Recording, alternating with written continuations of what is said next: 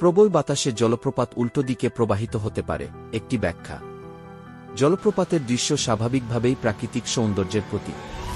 তবে প্রাকৃতিক পরিস্থিতির একটি বিশেষ অবস্থায় জলপ্রপাত উল্টো দিকে প্রবাহিত হতে দেখা যায়। এই বিরল ঘটনা সাধারণত প্রবল বাতাসের কারণে ঘটে।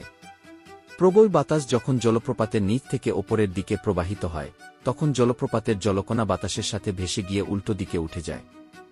এ সময় মনে হয় যেন জলপ্রপাতটি তার স্বাভাবিক প্রবাহের বিপরীত দিকে প্রবাহিত হচ্ছে। এই প্রাকৃতিক বিস্ময়ে বিশ্বের বিভিন্ন জায়গায় দেখা গেছে, বিশেষত যেখানে জলপ্রপাতের অবস্থান পাহাড়ি বা খোলা এলাকায় এবং বাতাসের গতি প্রচণ্ড বেশি।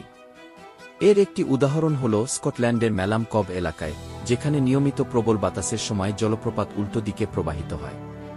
তাছাড়া অস্ট্রেলিয়ার ব্লু মাউন্টেন্সেও এই দৃশ্য দেখা যায়।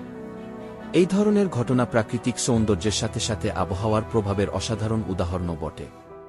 তবে এই ঘটনাটি শুধুমাত্র একটি দর্শনীয় বিষয় নয়, এটি জলবায়ু পরিবর্তন এবং প্রাকৃতিক বিপর্যয়ের বিষয়েও একটি ইঙ্গিত বহন করে। প্রবল বাতাস, বিশেষত হারিকেন বা ঘূর্ণিঝড়ের মতো পরিস্থিতিতে প্রাকৃতিক ভারসাম্যের উপর বিরূপ প্রভাব ফেলে। জলপ্রপাতের উল্টো প্রবাহ একটি চমৎকার প্রাকৃতিক ঘটনা হলেও এটি আমাদের প্রাকৃতিক পরিবেশ রক্ষা এবং জলবায়ু পরিবর্তনের বিরুদ্ধে সচেতন হওয়ার জন্য একটি সতর্কতামূলক বার্তা দেয়।